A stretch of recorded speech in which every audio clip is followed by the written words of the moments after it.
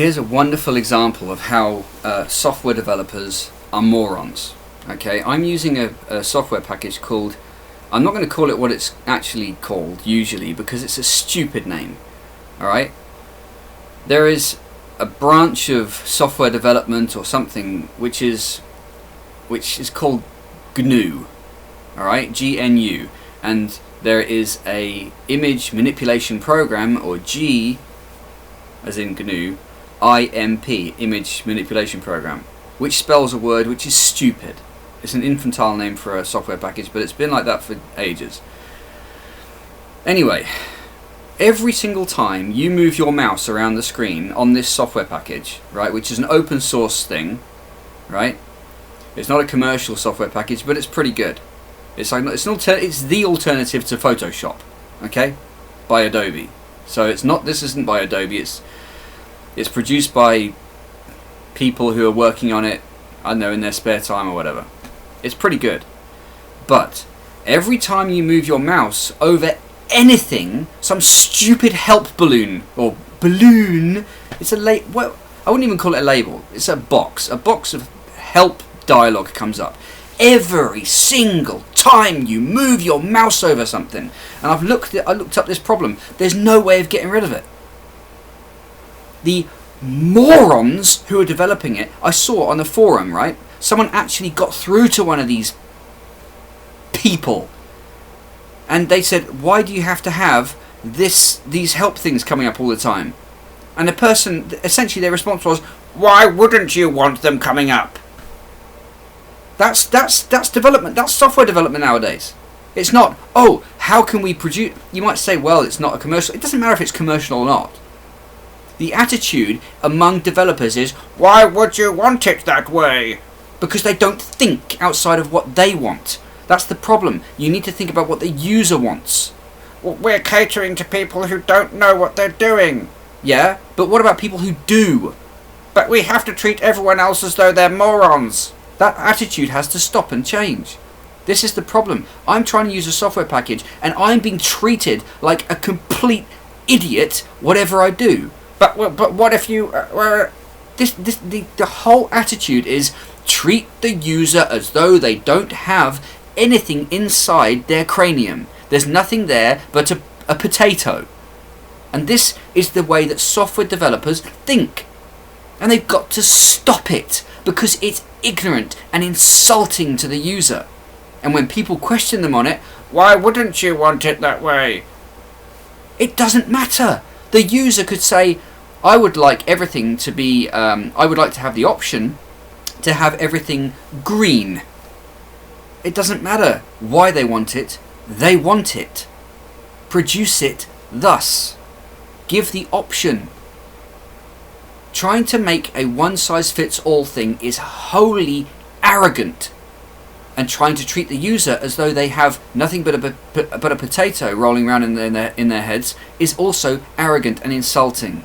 And this is the problem with software development. And the problem is people who tend to get involved in software development aren't generally the most socially adept. So that's kind of a big problem. You need some way of bridging the gap between their practical intelligence and their devotion to writing computer code and people who want to use their product. Years ago, about 20 years ago, I think, there was this whole thing about the triumph of the nerds. Well, this is the outcome of the triumph of the nerds. They're all nerds, and nerds are socially completely inept people. They don't understand the world around them a lot of the time. So people using what nerds are producing, I mean, even the people who run the teams of nerds who are doing this stuff are like, yeah, guys, carry on. And they don't really know what these guys are doing. There needs to be a bridge between the nerds and the real people. Because the nerds at the moment have this weird castle they've built up around themselves, which is impregnable to the rest of humanity, who's saying, nerds, can you please stop treating people as though they're stupid? And the nerds are like, but everyone is stupid, except for me, because I'm able to write computer code. Look at the power and control I have. Ha ha ha. That's how socially inept a lot of these people are. And even if they happen to not be socially inept, the culture seems to be produce stuff that you want to produce and stuff the user. And this is the problem. It's the same, like I've said before, about the relationship between the customer and the service provider or the product manufacturer. They are subservient to the customer. The developer is subservient to the user. But the developers, the nerds, think that they're in a position of power. Look at me. I have all of this power. I don't have to listen to anybody. I don't really know. That accents are kind of, whatever. The point is, I'm trying to demonstrate these people are socially completely inept. They have no idea how to deal with people. So getting them to produce products that the average person is going to use, they're going to treat people rudely because they don't understand how to treat people. So there has to be a bridge of some kind between these people and reality. What's it going to be? How does that exist? I guess there needs to be another branch of that industry which is not user experience, because that isn't working. User experience, as I've said in another video, is just developer indulgence. How can we make this thing the way we think it should be? No, no, that's not what user experience is. User experience is solely 100% reactive. Listen to the user. If you think it's a good idea, don't do it. Button it. Don't do it. Oh, but I think, doesn't matter. Don't do it. Because what you're going to do is annoy 95% of all humanity who use your product. But I thought it was a good... It doesn't matter what you thought. The whole principle is leave the user, leave the customer alone. Don't try and predict what they're going to do. It's insulting. It is rude. And you never get it right. And trying to make it one size fits all fits nobody. So what you want to do is develop software where you have lots and lots of options. When Microsoft Windows first came out, right, what you had was all these different options, but they were pretty basic regarding, like, you could make the font red or blue, you could make the boxes different colors. Fine. And now the developers have gone, oh yeah, people like that, yeah. What can we do to make it beautiful? They weren't reacting.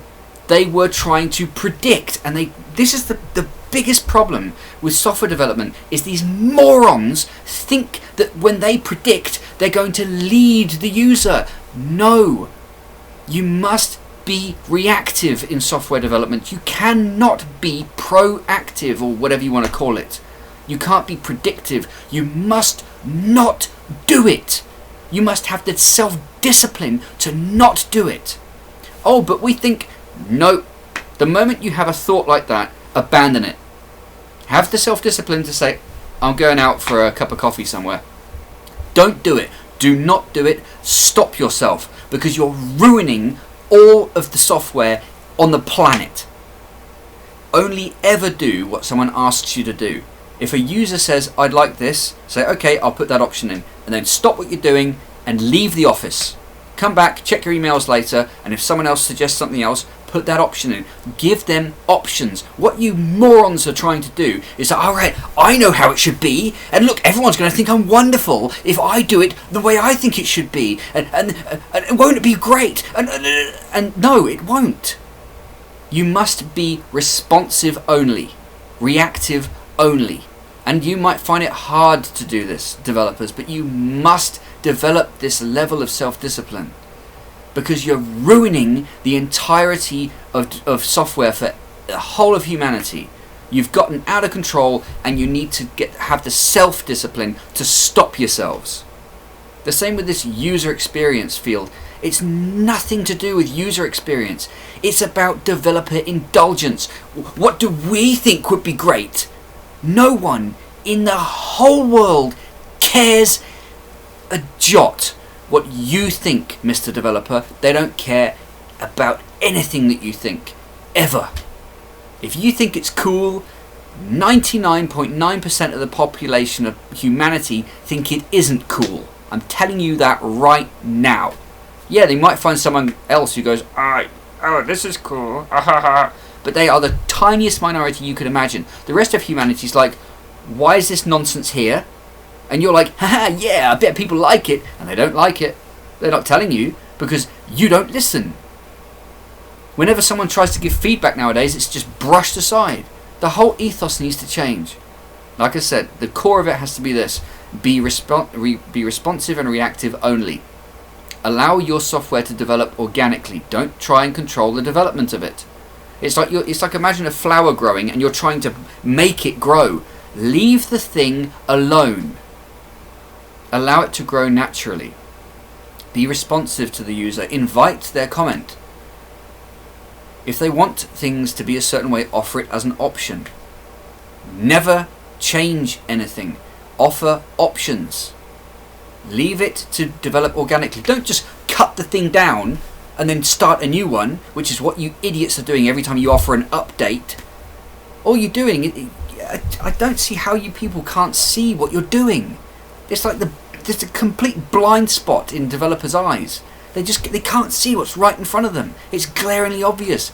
Leave the thing alone unless you are asked to change something. And if you are asked, offer it as an option, because there are lots of people who like it the way it is. Maybe there are some people who don't. But don't say, oh, it's this or this. Say, okay, what I mean is, don't abandon the first way and suddenly change it to another way, because loads of people will be like, well, what'd you do that for? I got used to doing it this way. And everyone has to change to the other way. And you're sitting there going, ha ha ha, look how clever we are. And everyone's hating you. Offer it as an option. Don't abandon the root. Don't abandon the stem. Think of the analogy of a flower. A flower doesn't go, oh, you know what, I feel like growing over there. Cut its own stem off, jump to where it would like to. It can't do it because the root serves the whole plant. It might bend itself or move itself, but it will do it organically. It might send off another shoot in another direction, but it still maintains its original form. That's what a software should be like. Just follow nature. Don't try and stop-start all the time. Oh, everyone has to suddenly change. That's ridiculous. In fact, this is a good example. This is how a plant does things, right? It leaves the original, even if it sends off a shoot in a different direction, it leaves the original one there just in case. It leaves it there. Sometimes they both can coexist. That's what I mean. Leave the options open. Some people like the original way, even with its rough edges.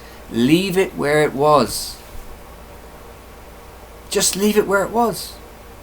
Don't delete it. Don't get rid of it. Sit on your hands. Just have the self-discipline to leave it alone. Offer people options. People are saying this. Okay, well, a lot of people aren't saying it. A lot of people are okay with the way it was. Be responsive. Offer options. I don't know how else to put this. Be responsive. Offer options. Brew. Yeah? B-R-O-O. Be responsive. Offer options. Put an M on the end and it's broom. You know, I don't know what else to say. I'm so tired of watching software development go down the toilet. I don't like to be crude like that, but this has to be fixed.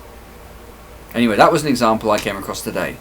Being treated like you're completely unintelligent by the software developer because they have no social understanding of communication or other people. If you think that some people want to be told things 1,000 times, give them that option. But then present the option to people who don't want it rammed down their throat all the time.